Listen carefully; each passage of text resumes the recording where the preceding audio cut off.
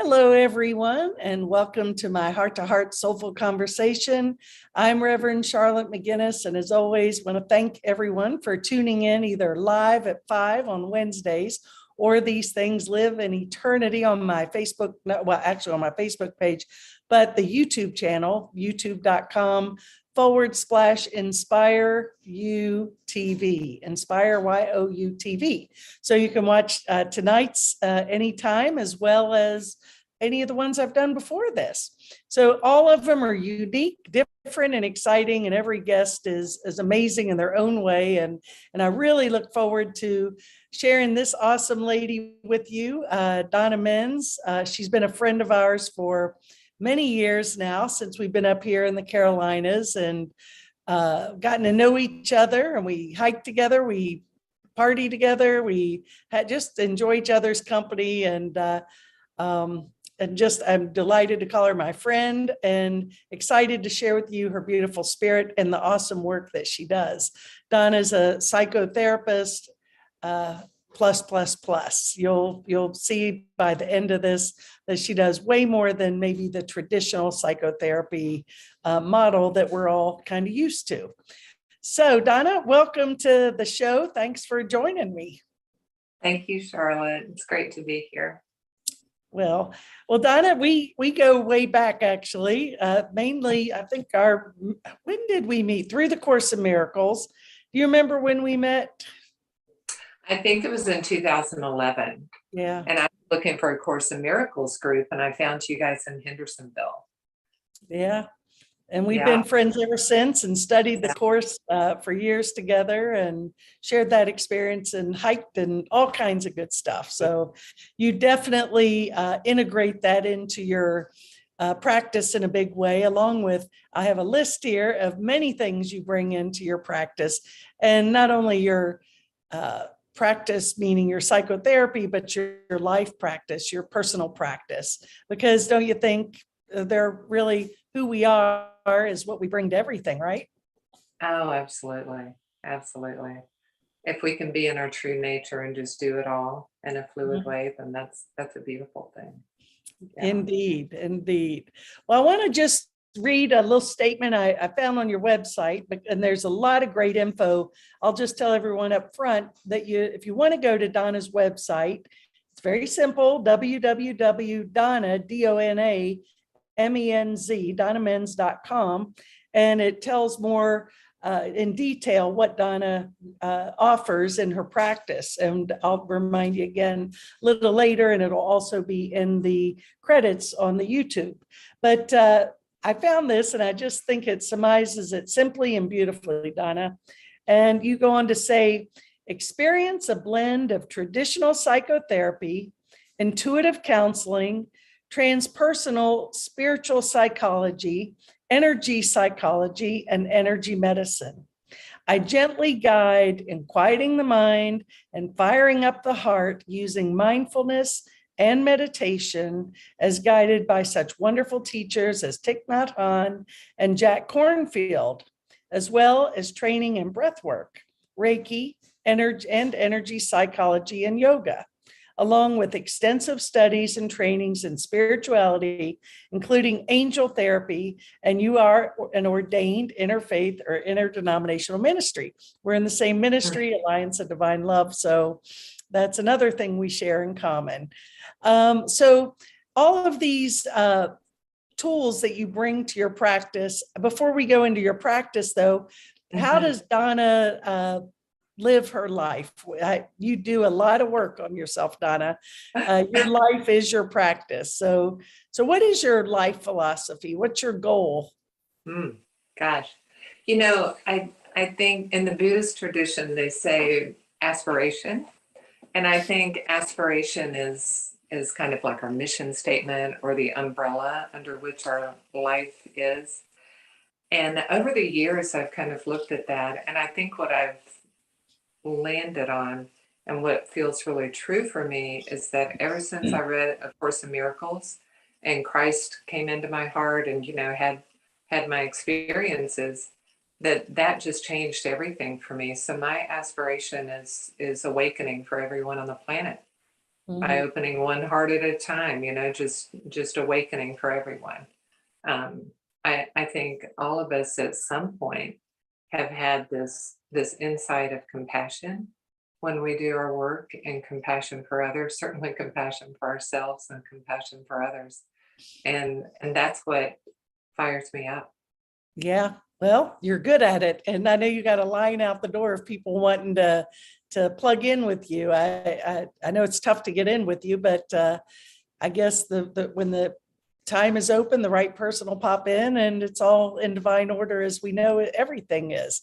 But I want to go back just a little bit, because two things that I think maybe, and correct me if I'm wrong, I'd say one is significant. Number one being that you did have a visitation from Christ, and Mhm. you have, connection, a person, we hear about a personal relationship with Christ, and that's what it's available for all of us. But that's been, I think, a huge part of your journey, and what really prompted you to move in the direction you're moving in. And also, if you could talk a little bit about that, and how maybe that was around the same time as your decision to go be sober, right? And go on Oh, your path of recovery, right? yes, yes, absolutely. I I was just thinking as you were talking that I'm definitely one of those people who came to the practice through suffering. You know, we call that, or in the Buddhist tradition, there's a lot of conversation about that. Like, how do you get here? And a lot of times is through intense suffering, like Eckhart Tolle talks about his. So we have a lot of dark night of the souls, I think, for most of us as humans. For me, I was kind of in it, in depression, anxiety, addiction. And when I started to open up, it was kind of like peeking out the door. I started to do yoga. I discovered angel therapy. I started to discover all these things.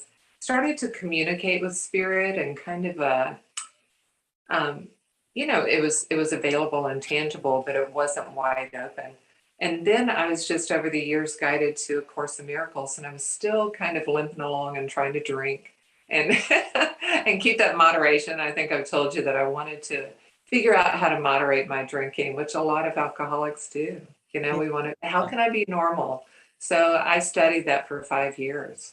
I know more about moderation. I could write a book on moderation. So I was doing that, kind of working on all these things and reading. I read A Course in Miracles in a month. I told you that I had a month off, and it really just rocked my world. And I was also certainly doing the workbook lessons, but the text itself, towards the end of the text, it says, yeah, and from here on out, the Holy Spirit's gonna, be inside you and taught to you and lead you through your life. You'll be led. And I was like, cool, that's really neat. Yeah, So yeah. a few months later, I was taking a walk and I was still trying to figure out how to keep on drinking. And this voice came in and said, hey, Donna, why don't you just cut it out? And I knew, even though I hadn't talked to Christ that much, I knew it was Christ at that point. And I just started to laugh. Yeah. And I never wanted to drink again after that. So that was like in April. Then a few months after that, and these other things were happening too to help us along, but I was woken in the middle What of the year night in was this, Donna? What year was this? 2006. So I read A Course in Miracles in 2005 in December.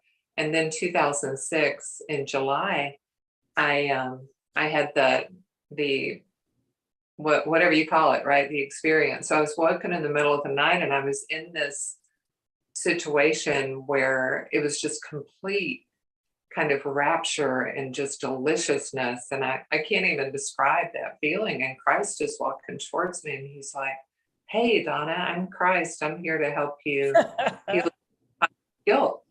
So that's from A Course in Miracles, as we know. And I'm like, wow, I said, "Eh, really, I don't like you very much. I was raised Catholic. I'm really not into you." And he's like, that's all right. We'll work with that. So he just, I didn't hardly had any access to ego at that time, but I did have that knowing that inside me, I didn't like Christ, right? And I had a problem with him. But also there was this I didn't understand it then, but this wholeness that was fully engaged and on board, right? Right. So we lifetimes showed me all this stuff, but it felt like it went on for weeks. And I remember kind of looking down at my ex to see if he could hear me talking to Christ, and he was sleeping through the whole thing. So it was just one of these amazing experiences. Ever since then, my mind changed. And I know a little bit more about the neuroscience of things like that now, but it changed my brain. So it was different. And I never feel like I'm not in communion. I'm sometimes in communication. It's a friar helped me figure this out. He's like, Donna, it's called communion. You're not always talking to Christ, but you always feel the presence. So it's like I'm with the presence of Christ and God and other masters. Buddha comes in and all of that, the oneness and wholeness. Hmm. So I'm communicating throughout the day. And most of the time at this point in my life, I don't ask a lot of questions. They come in and say, we have something to talk about or something to tell you. But I've kind of moved out of the question asking. So from then on, though, it was just everything was guided by who I really was. And I had Yeah. a lot of work to do personally to really burn off a lot of fear energy and to do a lot of trauma work because I had a lot of heaviness. And at the same time, I was fully connected. So it kind of took a few years for me to figure things out. But Yeah. they really put me towards school to go back to school and be a therapist. I was working in IT when all this happened. Yeah. Yeah. Well, I also, when did you move into, because you've studied Buddhism extensively, and when did that come into the picture? I think Buddhism was there. I'm like a lot of people. I read Miracle of Mindfulness and other things by Thich Nhat Hanh. And around the same time that I found Eckhart Tolle and The Power of Now. So I started to do that before 2000. I Oh, was doing stuff, mindfulness stuff, but I didn't really delve into Buddhism intensely until it was about 5 years ago. And I read somewhere, and I think it was a Gary Renard book, if I'm not mistaken. He said, or Art and Persa said in the book, right, you really want to study A Course in Miracles, then study Buddhism. right, right. Something went click, and I went, oh, I'm going to do that. So Yeah. all through the years, I've been going to silent retreats. I went to some retreats in Woodacre, California at the Spirit Rock was Jack Cornfield. And I had done all of these things, but the intensive training came about 5 years ago. And I had a 3-year Dharma transmission training with a teacher that was really intense. We met all the time. It was 3 years of lots of training and also practice. Once you get to a certain level in our world, in the spiritual world, it's mostly practice because Right. there's nothing to know anymore, Yeah, right? exactly. Yeah, yeah. Well, it's really about moving into non-duality. And I think a strong point is you no longer, I find that I don't ask the questions I used to ask anymore. I'm Mm, much, but I think Ken Wapnick said one time when I saw him, he said, uh, spirit accepts, ego's always questioning, and spirit accepts what is. And just, it is about that, just tuning in and listening and being guided. And it's really there for all of us if we mhm, allow for that to be the case. But we have to be willing mhm. to let go of attachment, which I think is a big Buddhist. All suffering is attachment, right? Yes, attachment's a big thing.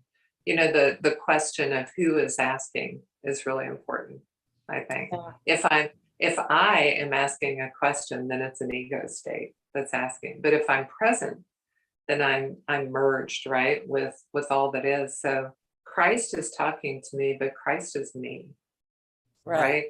Mhm. You are my center and your center is one. So that's been the cementing or the training over time of really understanding that deep presence and that I'm not separate from that energy, because that's who I am. Right. And Yeah. I know you're a huge, well, you're going next month to Hawaii to see Eckhart Tolle, which is very cool. Yes, yes, I'm very excited about that. He's Yeah. a very strong, I feel, very strong non-dual teacher Mm, who really transmits and helps people understand how to be in their deep presence all the time. right. And Yeah. what would you say his story is, one which he was depressed and he really just had a instant awakening, right? I mean, Yeah. how does that happen in your mind? I mean, some of us are seekers, we're on the path, we're practicing presence, we do this and that. And then there's folks like Eckhart Tolle that are one day in the mud and the next day they're, enlightened. How does that happen in your mind? They're, yeah. Um, you know, is again in the Buddhist tradition, they talk about gradual and instantaneous. And they talk about the fact that there are just a few people who are going to have the instantaneous. But the funny thing is, it's kind of like that person who at 33 gets this big role in Hollywood, and they say, "Oh, you're a overnight star," and they say, "Wow, I've been doing this since I was 7, but now I just got the big role," right? Right. So I think it's cumulative over time. Hmm. That's what I understand. But even in this lifetime for Eckhart, it's cumulative, but maybe past lives too. And whenever we're ready, it goes ahead and switches. Right. Right. Yeah. Yeah. Well, he is what's potential in all of us. And before this, you and I were talking about is your passion, your purpose, your vision, and it is about the awakening of humanity. And Yeah. do you want Yeah. to talk about that a little more Yeah. and your role in that? And Oh, right, right. Um, yeah, that's exciting, isn't it? I sometimes I was talking to my friend the other day, and she's considering different things and was considering being a therapist after listening to me say, I don't know if I ever want to not do that. I don't know if I ever want to retire, because it's so exciting to me to wake up every morning and to do something that feels so hopefully helpful and important for the awakening of humanity in my own little way, right? So it sounds it feels I don't know, my life is very different because of that. So my view of this, and I feel like this has been guided for me and clarified by Christ just a few months ago. I used to say there are two focuses when I work with somebody. I'm like, we've got two kind of focuses here. One is the work that people do outside of the office. So that's mindfulness, meditation, and presence, right? It's kind of that. Now Mhm. that's a moment to moment practice. If somebody does that, and all the things that includes, they exercise, they start to change their life, that's, they probably don't need much more than that. I mean, that changes the or rewires the mind and really changes a lot in their life. The other part of that is the work that we'll be doing in the office, like me and someone. And that is primarily my focus is clearing unconscious guilt. So that's another way to say that is samskara, trauma, conditioning. All those words in a way are really interchangeable. So Right. when I started to reflect on what I was being trained in therapy, I'm like, holy, right? Oh my God. Like this is possible in this lifetime for the average person to Mhm. meditate and be mindful, but also to clear all that stuff that keeps on tripping them up and Right. keeps attachment, like you had mentioned before, and coming back. And I Right. was like, wow, is this true that people can clear all their samskara in a lifetime? And they're like, yeah, Mhm. that's Mhm. true. Right. So that's what I'm all about. So I'm trained in several different things to help people clear their trauma. So Yeah. then I tell Christ, or I'm talking to Christ the other day, and he's like, Donna, or she, there's a third part of it. It's really a triangle. It's not just two. And that's God. And sometimes we leave God out of the picture in our conceptualization of things. But I think that when people are meditating and mindful, sometimes there's not that devotional aspect of it. And that's true enough. And if we can incorporate that, especially for people who are wounded in the religious communities and organizations, and they may have wounding there. And that included me. So being able to include all of that, I think that that is exciting. And I see more movement in myself and movement in others that may have taken lifetimes. Right. Kind Well, of you know, notice. Donna, I find that interesting because I cannot imagine my life without God. I mean, I don't know how people like function. I'm always like Jesus and Yogananda and Holy Spirit and God and Mother Mary. I'm using them all, and I find great comfort and strength and peace in that. But there's a lot, and it seems like what I've been reading is that there's a lot of the younger 20, 30-year-olds that are sort of not, they're becoming agnostic atheists, losing their interest in that. Number one, I don't know how that they find any sense of peace without that. And I wish they do. I hope they do. But how do you lead someone who's resistant back to that? I mean, I'm sure you've had people show up and say, nope, don't want to hear it. Or don't you? Well, for me, at this point in my private practice, people come to me because I come from a spiritual perspective. Okay. And I'm very open about it. I came out of the closet, right? I used to keep that hidden when I worked for treatment centers, or somewhat hidden.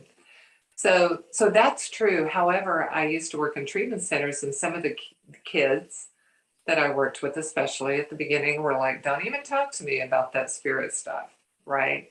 Right. So there's no convincing other than their inner wisdom of understanding that I feel separate.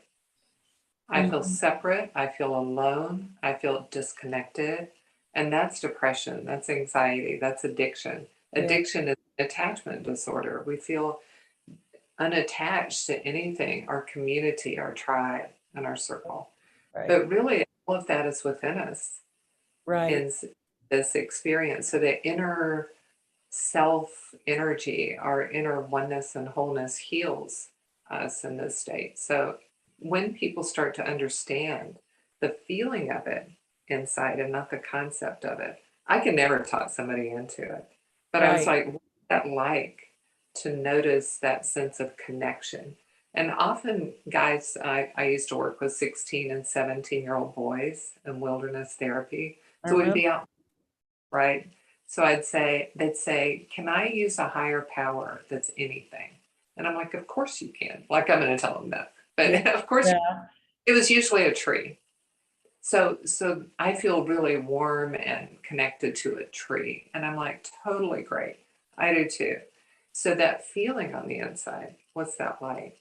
So when people started to do that, then they realized, I think over time, a few things. And one of them is, oh, that feeling is a sense of connection and wholeness to my inner or original state, or my unborn mind, my true nature. But it's also to all of us, to all things, all right? All the trees, all the people.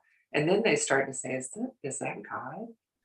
So I think it's a developmental thing for most people. Given the right opportunity, people are hungry for it. And the separation, especially with phones and with things that, ostensibly we're sitting there texting people all day or doing all that stuff, right? But being with somebody and connected is difficult for younger people.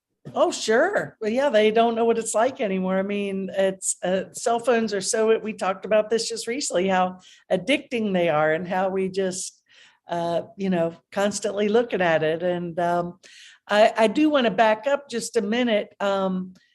Something that you said about connection or disconnection. I think all of our trauma problems are the belief that it's possible to be disconnected and separate. And I think I read it a year or two ago, there was a fellow who wrote an article or a book that got some traction about he feels the healing of addiction is, or he feels like addiction is separation, feeling alone, and to establish a strong community. And I think it is important to find people that are that you can connect with, that are on the, in a positive vibration and support you, and help us like walking each other home, right? It's important to have that community and that connection, and then we don't tend to be depressed or sad or angry, and all of the above. So Yes, yes. Well, I've seen it change over time. I used to talk to my friends about addiction being an attachment disorder. So by attachment, I mean early childhood attachment. Bowlby and other great psychologists years ago, back in the 60s, came up with this theory about the first 2 years of life and how we connect with our primary caregivers, and how important that is, and to set a blueprint for how we connect with the world. So right. if we feel connected and loved and cared for and cuddled and safe, then you talk to that same person at 25 and their life really shows that. So it's really important. And it's healable. We can all kind of earn secure attachment, is what we call it. We can heal that over time. But that feeling of not feeling connected was originally that. But it's also not connected to our inner nature. It's reflective of that. So then a book came out called Addiction is an Attachment Disorder, right? Okay. So we were like, oh, that's so cool, Then it became more and more in our recovery community. It became more and more accepted. And it always has been accepted that community is important. That's what it was, originally written, I think, in 1938, all the stuff about AA and things. So I think it's always been about community being strong and supportive and all these beautiful things. But the real view of it as feeling separate from others, and therefore separate from your higher power, I think that all kind of got integrated in. So now it's very common, which I'm so relieved about, in treatment centers and in treatment, for people to treat attachment, early childhood attachment, and also our real connection with ourselves, and our own within, and what is that. And ultimately what people find is they do have a belief in something. They do have yeah. Well, and I think the 12 steps allow for that too. I mean, those were definitely sent here from God, the 12 steps. I mean, Alcoholics Anonymous, those 12 steps, besides for alcohol, are for all sorts of addictions, and then Al-Anon. But these steps are so powerful because they really do, what is it? Came to believe that a power greater than myself can restore me to sanity. Is that right? Something like that. And so I think that once we believe, and you said about the tree, it is something, a connection, and eventually just knowing. And of course, I always go back to the Wizard of Oz being a great metaphor. It's been there all along, right? It was on this mission. And it's really, if you look at it from a spiritual perspective, that movie, it's got so much richness to it. But at the end, it's like, honey, it was here all along. And so it's there. It's just about uncovering all the blocks. Well, as A Course in Miracles says, it's about, the Course doesn't name it teaching the meaning of love, but removing the blocks to the awareness of love's presence, which is our natural inheritance. So it's about lifting that veil. And so lifting that veil, there's lots of ways to do it. You certainly have oh my goodness, advanced integrative therapy, internal family systems, EMDR, the eye movement, accelerated resolution therapy, trauma resiliency model, attachment psychology, clinical supervision, intuitive and angel therapy. I want to hear more about that in a second. Life coaching, dream visioning and building, ecotherapy, that was breath work, EMT, or excuse me, EFT, emotional freedom technique, yoga, and you're a Reiki master. So really you're, I'm sure, or what I know of you is you've taken all these trainings and you've integrated them into your being. And in a session, spirit probably would say, oh, this person go to the EFT. Oh, this person angel therapy. So you're just being intuitively led as, and have this wonderful resource list of resources you can share. So Yeah, I think that's right on. That's exactly right. I think that's exactly what happens. And it's funny to me that in the psychotherapy field that that's very, very common for, and even people who would say, I'm not spiritual at all, they go by their inner wisdom. right, right. So I think just going by that. But for me, I talked with spirit at the very beginning. I'm like, I don't really want to be a counselor. And they're like, yeah, you do. I said, okay, as long as I'm not speaking through my ego state, but you're speaking through me. And they said, Donna, that's a deal. But when you need to speak through your ego and it's beneficial to you and the person in front of you, then that's what will happen. And I was like, oh, okay, that makes sense. Because sometimes that's needed for both parties, right? Yeah, exactly. Yeah. Well, and that's because that's how we sort of, we have to meet people where they are.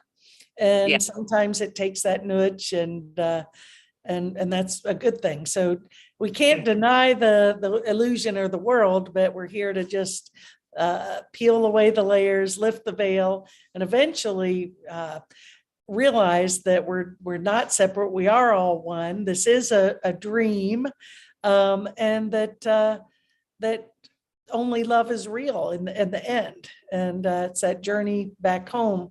And I do find now, psychotherapists, all therapists, every therapist I know that's good, and thankfully all of them that I do know are wonderful, and they're all busy and backed up. And your friends who I had the pleasure of meeting the other night, their practice is thriving. They're busy. Everybody's busy because this is, I've been on this path for a long time, consciously 40 years, but most of my life, when I look back, I've always had a yearning and a curiosity to know God deeper. And but I find now that this world, where this dream that we're experiencing is pretty turbulent, and people are really struggling. I mean, with anxiety, depression, uncertainty of the future, everything, all the systems and all of these things that we've looked to outside of ourselves for sustenance and meaning, they're just falling apart. So it's kind of like, okay. So where we have to go is inside. And do you agree with that this world is shaking and rocking and rolling in more than a few ways right now? But it's a good thing. Yeah. I think when COVID came along, I was like, wow, people are reeling from impermanence, right? The Right. Buddhists say, get impermanence. If you really understand that deeply, then you're enlightened. If you really understand that everything is impermanent. So we can have a concept about that, but our left brain is kind of tricky and tries to put things together and make things fluid, and tries to really, we start to act like things are permanent. Like you and I both living, both, having a house to be in, both having money in the bank, all these things. So finances started to be shaken up. People's livelihoods, but also their bodies, or whether or not their loved ones would die. So Right. people became really concerned. But even before then, we had political system that was so upsetting. So it really has shaken up all of the things that we were kind of leaning on. So uncertainty is a friend of the spiritual path, right? Right. Uncertainty. I used to ask Christ, I was like, can you just help me out with this? Because my feeling of uncertainty for quite a number of years was pretty intense. So I won't say that that was very pleasant for part of my inner system to experience. And I think that's what we're experiencing a lot of now. So it's really time for us to find out who we are, right? Yeah. What's really going on, So learning about, I've had so many people ask me about what's really going on, reading A Course in Miracles and understanding non-duality the way that we do, it's such a gift. But a lot of people don't have that. They Right. don't understand what's happening. They don't understand the illusion, or, you can understand that from Buddhism or other things, non-duality is non-duality, but also understanding my inner presence is that, is God. And Mhm. I am that I am, having that inner experience of that. So when people come and start to do work, it can be very profound.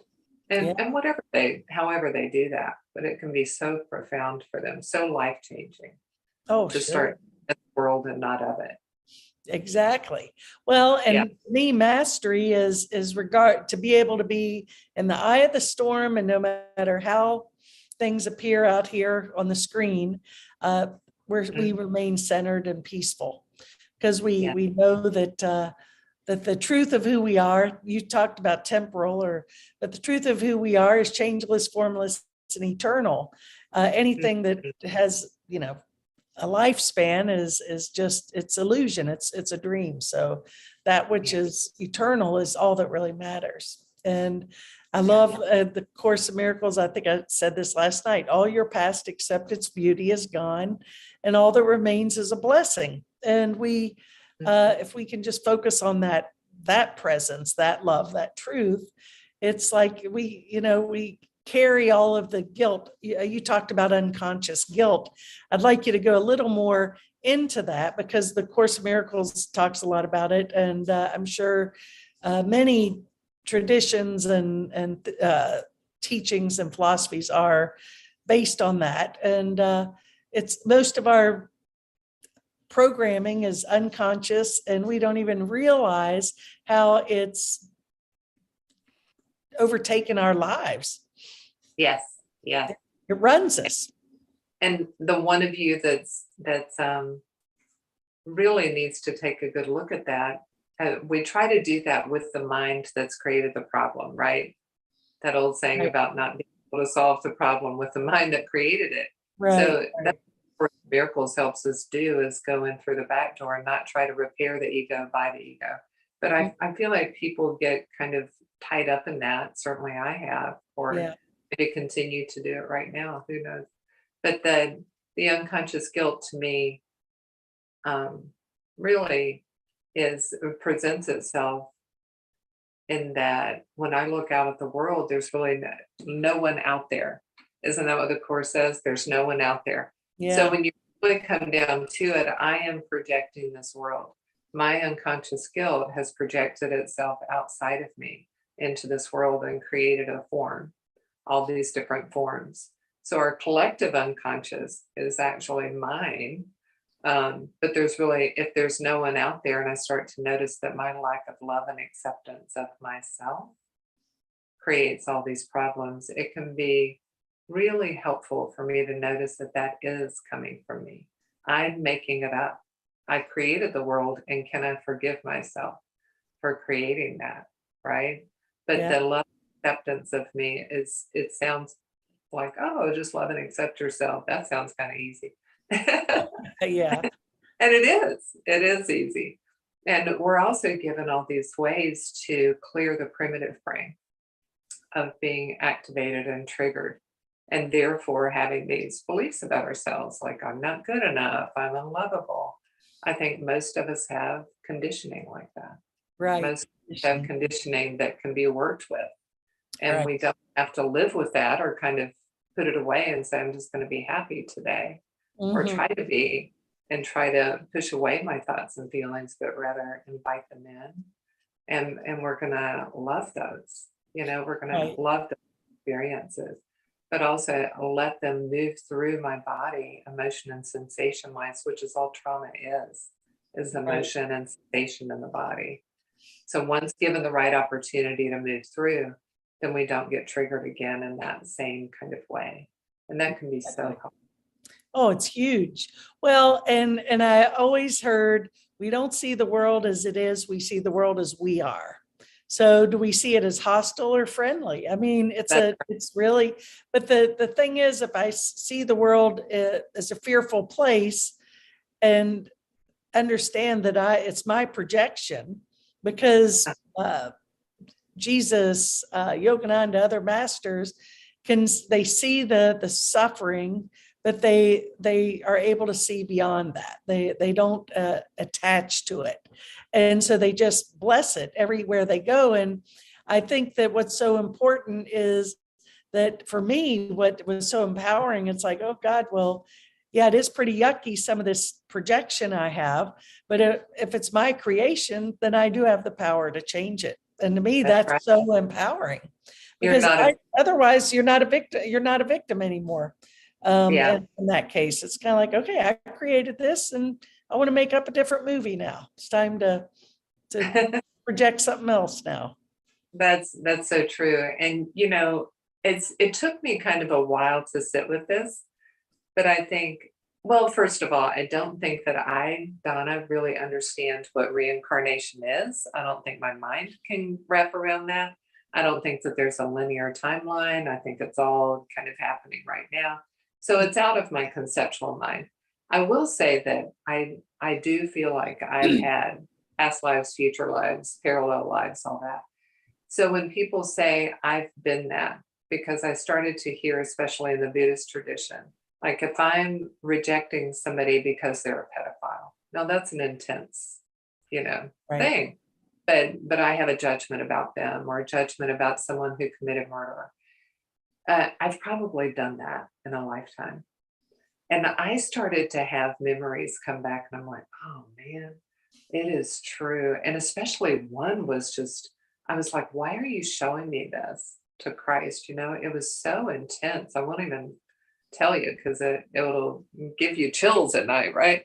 And they're like, Donna, that's just something that's true for everybody. So Thich Nhat Hanh has a beautiful poem about it, Call Me by My True Name. And he's the pirate that rapes the little girl on the boat, and he's the little girl on the boat. We're all both. We're the Right. victim, the perpetrator. So Mhm. separating myself from someone and going, oh, you're bad and I'm not, Right. that's the world. Yeah. Yeah. Right. Yeah, and I always think of Jesus, they said he hung around with the prostitutes and, the lowlifes, what we would, oh, why would he hang with them?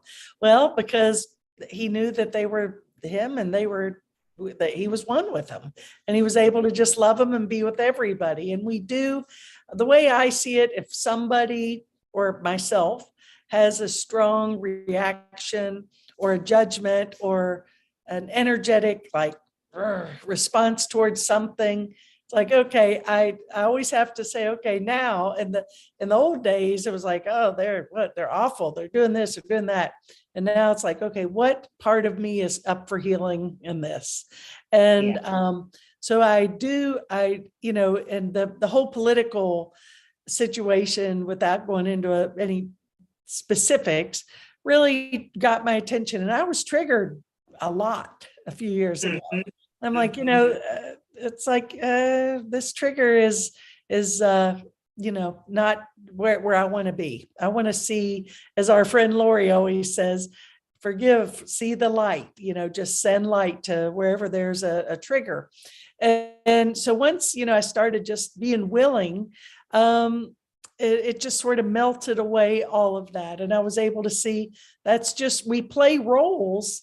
We're all, Shakespeare, all the world's a stage, and we're all playing our role, and we're playing a role to, you're teaching me, I'm teaching you. Some people teach through love, some through fear, but it's all an exchange. We're all exchanging because we're all one. And then when we accept, that, yeah, we are everything, I am responsible for the world I see, as the Course says, then it changes the game in a huge way.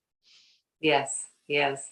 I love how you said, what is it in me that's getting upset or being triggered about this? Because once I learned that and really understood it, it really takes the heat off everybody, doesn't it? All Yeah. the situations, and we can just own it. If I'm upset, nobody can make me upset. Nobody can make me triggered about something. That's something in me to heal. The seeing people who are such a great representation of fear-based energy. They do such a good job at it, right? And it's Yeah, right in your, and it's so unattractive. And then you realize, oh, why is this unattractive? Because that fear-based energy, I have that too. You know, right. I've Ex- played that out. I've had that too. And we can just see it right in our face and we can understand ourselves so much better. And then if we judge and reject others because of what they do and not who they are, Mhm. then we're in trouble, aren't we? Yeah, It's really not about what they're doing, it's about who they are. So I think that's what Jesus saw as the light in someone rather than mhm, what they were doing. And he exactly. helped So too. that was his focus and he built on that. And Yeah. then you begin to see that insane behavior is a call for love. And Yeah. it's when you see that, okay, it's like, well, how am I, I'm a spiritual person and that person, all of a sudden it's a call for love. So my temptation to judge doesn't feel so good. I think that who was it, Maya Angelou said, the more we know, the more we're accountable. Someone said that. And Mm. those who know better do better. And, the whenever I reject certain things that I may have worked in the past, it doesn't work anymore. It just hits me because I know better. It's like, okay, I knew better than that. But I It's too still, yeah, I was tempted to like think that it could work this time, and no, it never, and it hurts more. But the yeah. beauty is the recognition. And all of a sudden, when these things happen and I get triggered, and then I want to justify it, once I sort of sit with it, I'm able to move past it way faster. Shoot, 20 years ago, 15 years ago, I wouldn't have even known that there was anything wrong with that. I would have said Right, it's normal. But now right. it's like, yeah, so it's a process.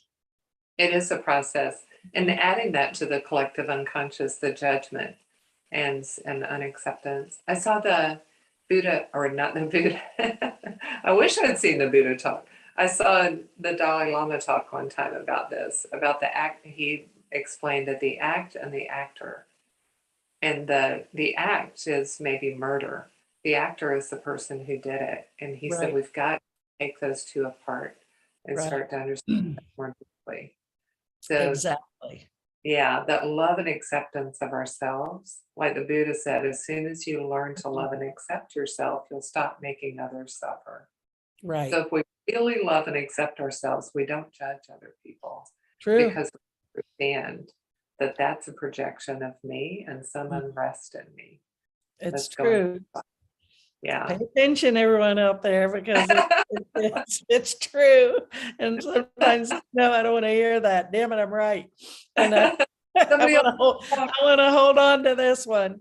And but it is so true and so powerful. And I look at it like we are all one. And Yeah. the Course of Miracles has a quote: every benevolent thought we think is blessing the entire universe. Literally, I'm not phrasing it exactly, but it's, if we live, science has proven that we are vibrational beings. Everything is vibrational, and so we're either feeding this vibrational field, I call it the collective quantum soup. What ingredients am I putting into the soup? Those which raise the vibration, bring more light and love, or that which keeps it heavy, weighted down in darkness. And I think more and more people, if we really realized, and we've all heard this too, how powerful our thoughts, our feelings, and our emotions were, we would never think a negative thought again if we really understood how That is, powerful they were. that is so true. And what's coming to me is that the longer that I study and practice, and I'm wondering this about you, the longer I study and practice, the more I realize I don't practice enough, right? Yeah. And practice is deep presence. And Mhm. deep presence, I'm not thinking thought, Yeah. I'm being. So Right. it's beyond the conceptual mind. Now the conceptual mind may pop in with, time to have dinner or, Mhm. this is how you drive. But otherwise we don't need it Right. because we are. So in that deep presence, I stop projecting my negative thoughts out onto things or weaving more stories. And I start to add to the resonance of the universe that Right. that helps us from Yogananda, from Christ. All Mm. these masters help us. Yeah, They exactly. guide us because they did this, Right. because they stopped thinking, Mhm. right? And So they actually can, and I think that one of the biggest mistakes, and I'm not saying this from vengeance or judgment, but one of the biggest mistakes that we've been sold as a bill of goods is that Jesus is separate from us. And I right. love the Course of Miracles finally made me understand a lot of things I questioned, that he's our elder brother, teacher, and our friend. And, he's here to lift us up. And even scripture says, even the least among you can do all I do and greater things. Mhm. What is the saying that eventually the student passes the teacher, and even Jesus set that stage. And as I don't see how I think if you believe that Jesus is separate from us and that we're lowly worms and Jesus is something we can never aspire or attain to, you're sort of screwed from the beginning. It's kind of like if you buy into that belief system, very disempowering. Very. And how can you love and accept yourself if you're in Yeah. very front and center? I Yeah. think that's so true. I'm reminded of when Christ first came into me, there was a lot of training for Donna, Yeah. Yeah. because I was kind of needing that. But he kept saying, you you and I are cut from the same cloth. And they would show me how I was in apparel and textiles when I Hmm. was younger in my bachelor's. So they used cloth, which they probably use it with a lot of people. But you and I are cut from the same cloth. And they kept showing me the warp and the weft from the cloth and how it's woven together Hmm. and how you can't take it apart. Like he's part of that cloth, I'm part of that cloth. So you can't take it apart or it all falls apart. So the interwovenness, interconnectedness, interbeingness. Now I'm using words from Thich Nhat Hanh.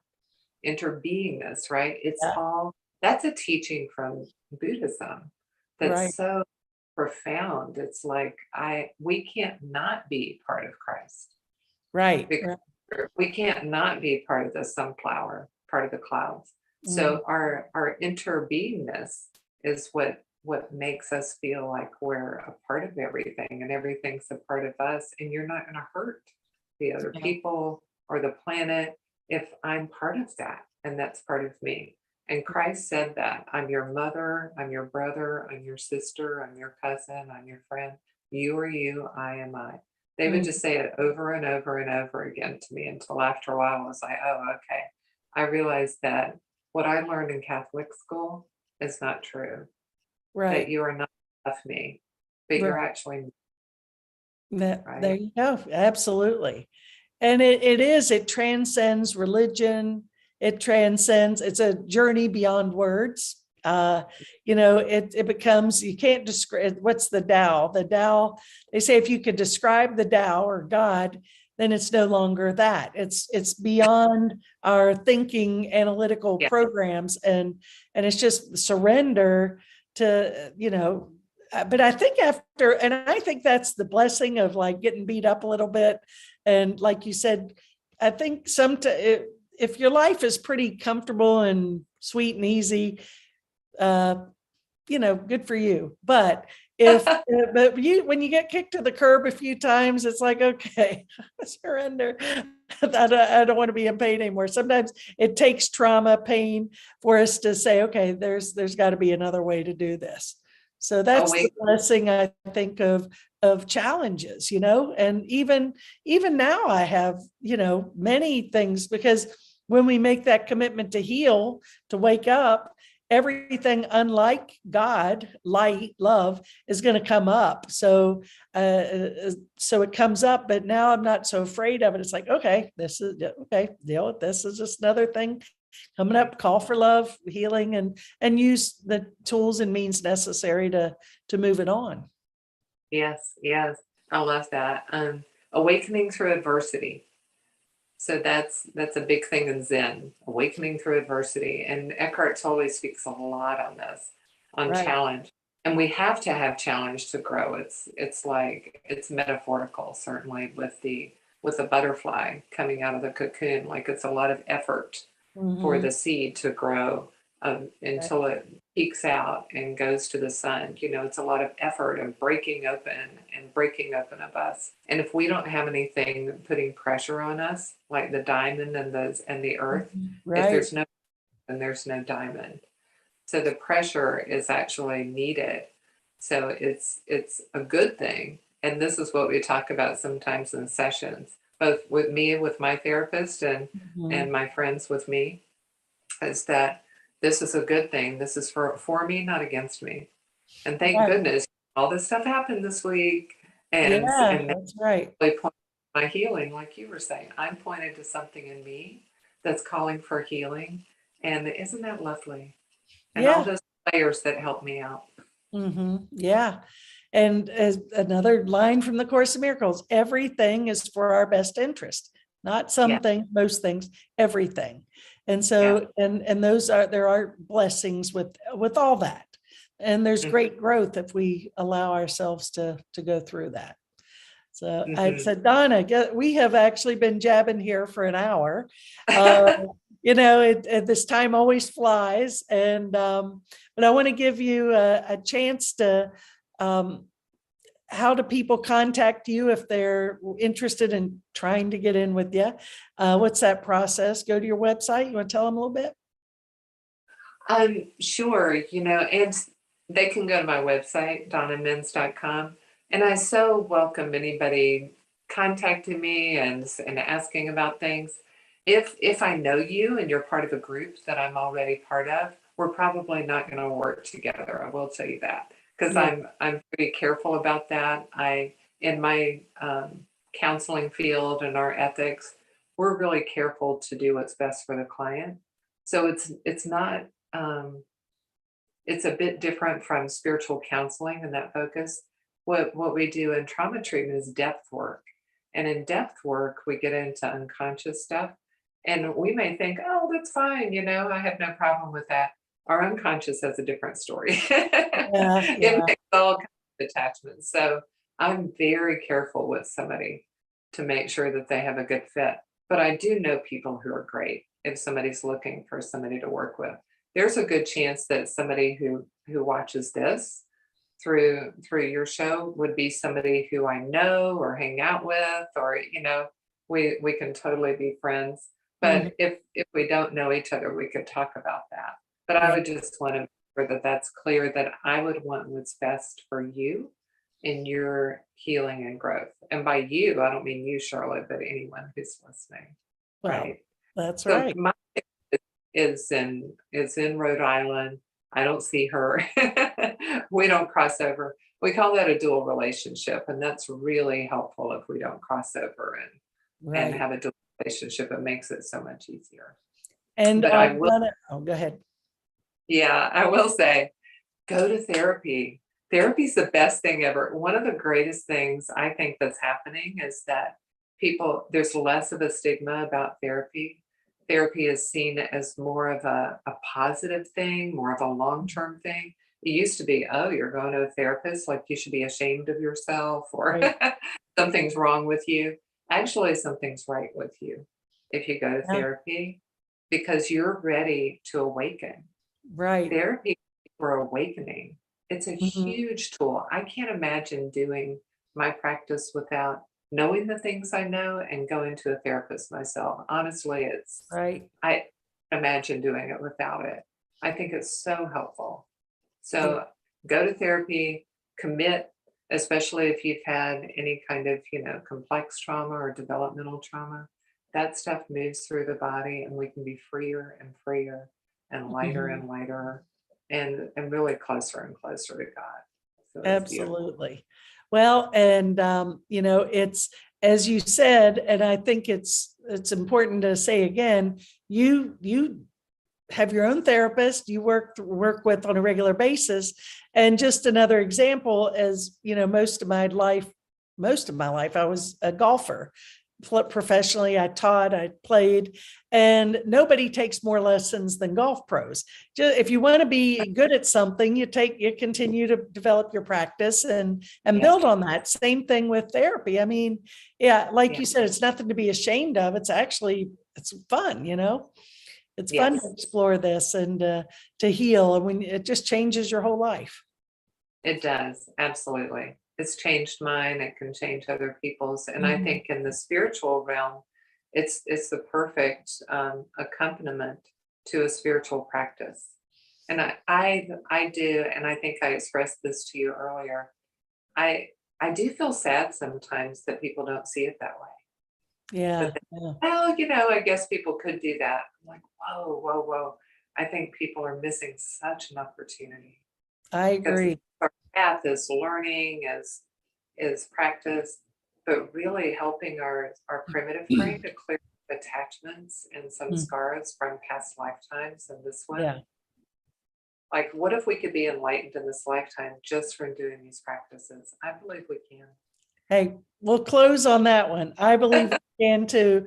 So everybody out there, let's awaken this lifetime. And thank you, Donna. You've been awesome. So grateful to have you in my life and as my friend and mentor and everything. So we'll see you soon. And everybody, I hope you enjoyed this.